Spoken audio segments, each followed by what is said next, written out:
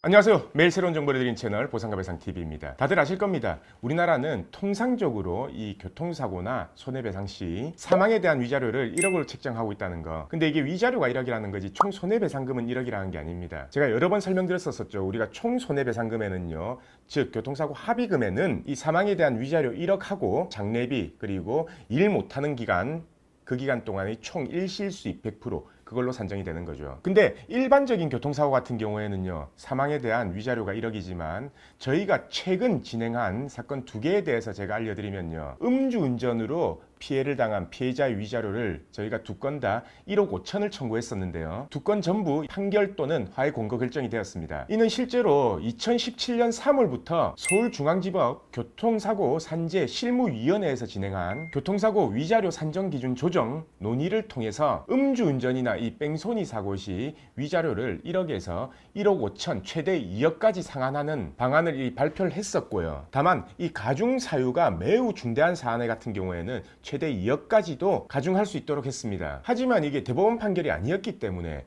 100% 인정되는 추세가 아니었거든요. 근데 최근 이 음주 교통사고가 불거지면서 윤창호법도 개정이 됐고 사회적 분위기가 그렇다 보니까 저희가 최근에 진행한 사건 2건 다 1억 5천만 원 정도로 법원이 판단했기 때문에 앞으로는 이 교통사고 중에서 가해자가 음주운전이거나 아니면 뺑소니 사고 같은 경우에는요, 위자료를 1억으로 산정하지 말고 무조건 1억 5천으로 산정해야 합니다. 다들 아시죠? 이 보험사 약관상 지급 기준은요, 65세 미만 같은 경우에는 위자료가 8천만 원이고요. 65세 이상은 5천만 원이거든요. 그리고 이 보험사는요, 위자료에 대해서 과실을 그대로 참작하지만 법원은 위자료에 대해서는요, 과실을 그대로 참작하는 게 아니라 그 과실의 60% 정도만 참작을 합니다. 결론적으로 이 과실이 예를 들어서 30%인 사고에서요, 약관상 65세 이상인 사람이 사망했을 경우 위자료는 5,600만 원이지만 법원에서 산정하는 방식대로 한다면은 8,200만 원이 될 수 있는 겁니다. 만약 이게 음주운전 피해자라면 그래서 결국 위자료는 1억 2,300만 원이 될 수 있는 겁니다. 이 음주운전 피해자나 뺑소니 운전 피해자는